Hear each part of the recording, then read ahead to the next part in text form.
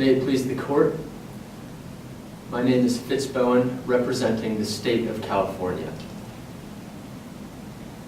Kevin Jones's post-arrest, post-Miranda invocation of his right to remain silent was not unambiguous, and thus subsequent self-incriminating evidence must be used against him in the court of law.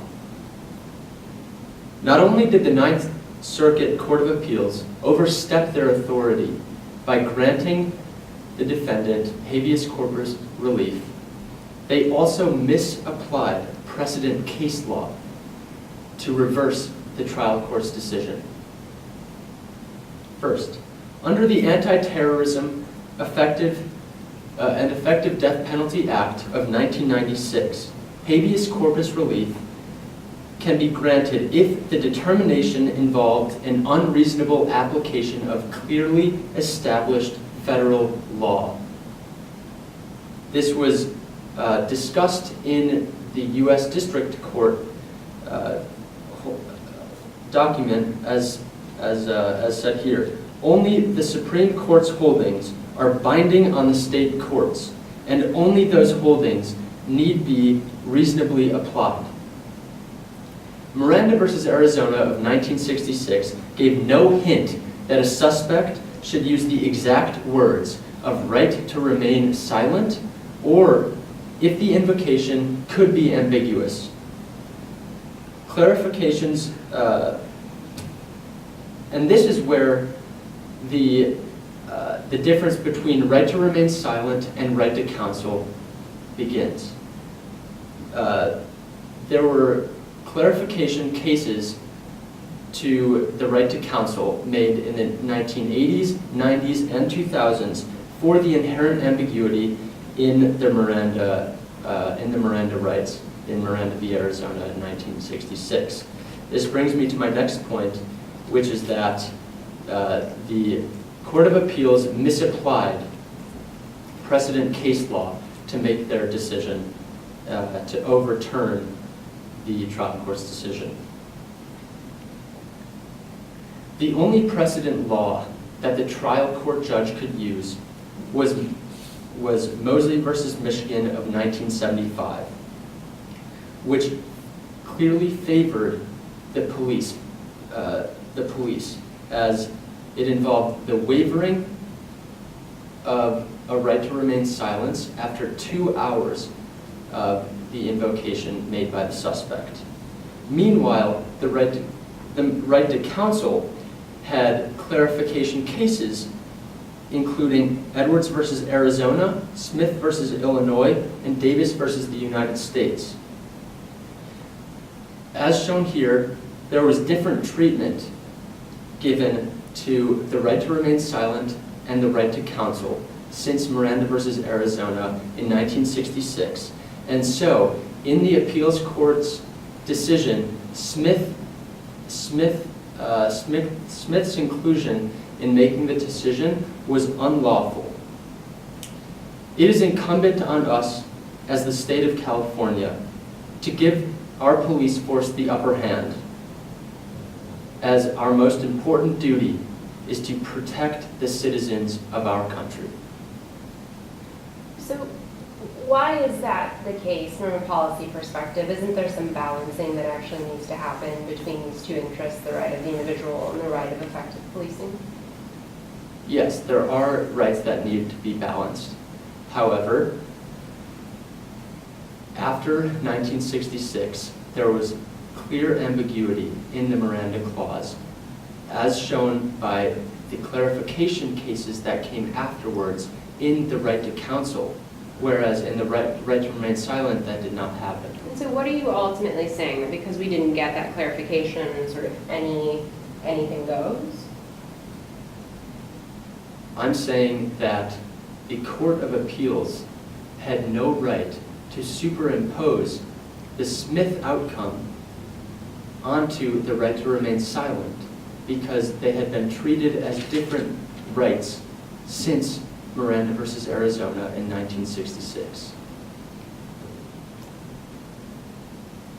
And Mosley versus Michigan, the outcome clearly favored the police and gave the upper hand to the police. Thank you, counsel. Thank you.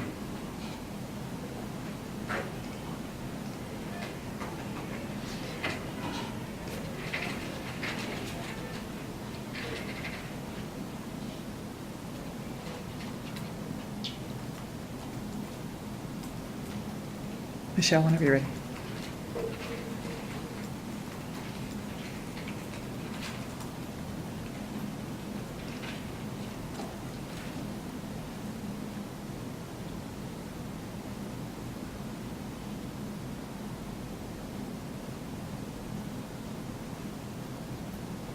Good afternoon. Good May it afternoon. please the court.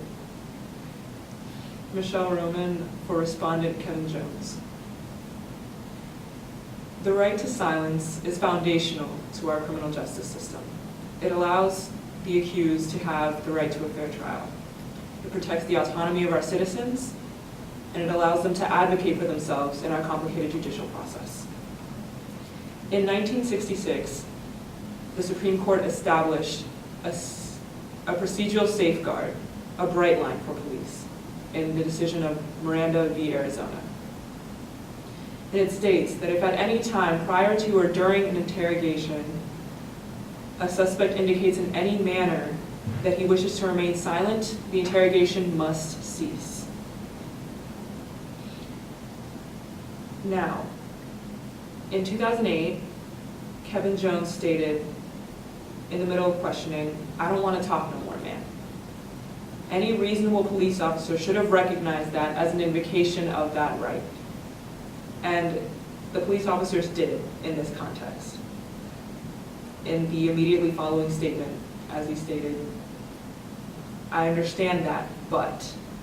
There should have been no but. There should have been either a clarifying question or no questions at all.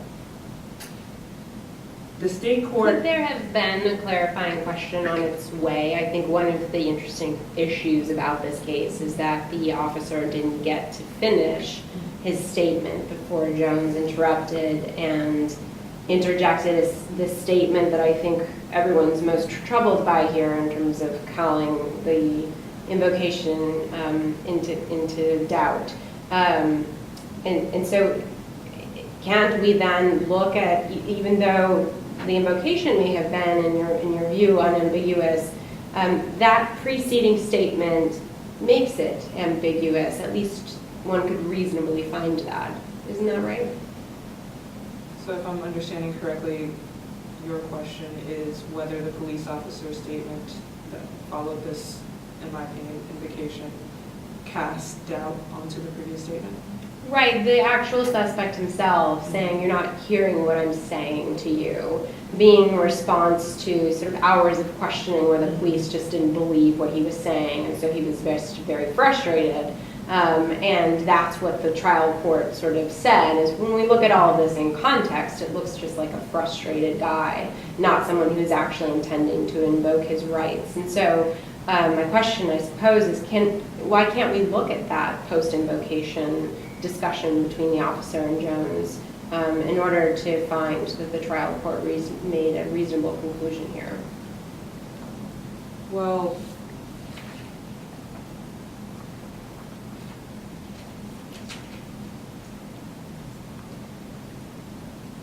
although the prosecution may have argued that this is a matter of context and that the totality of circumstances must be taken into consideration, Smith versus Illinois clearly states that any statement that has been made after any indication of invocation of the right to remain silent cannot be used in a court of law.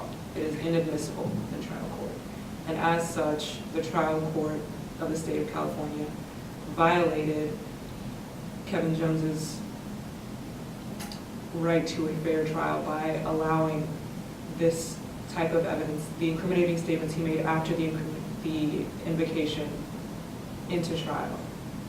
And so why is it fair, though, to say that the trial court should have looked at Smith? This was one of the issues between the majority and the dissenting opinions in the Ninth Circuit case.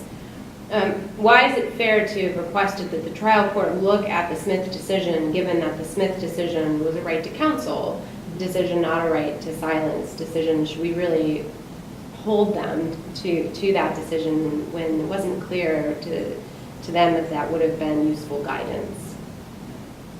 Well, in this circumstance, I'll point you to a case that happened in 1994, I believe it was Davis v. United States, which also stated that the right to counsel, stated that these clarifying questions that might have happened after a right to counsel were not,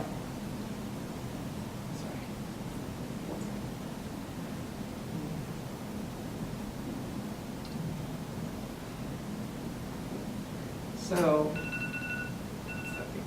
You can try and answer it if you'd like. in Owens v. the Florida Department of Corrections, there was an interpretation of Davis versus the United States, which extended the right to counsel to the other Miranda rights. There should be no difference in standard between those rights, thus they should have been held to the same sort of admissibility standard in a trial court. Thank you, counsel. All right, guys.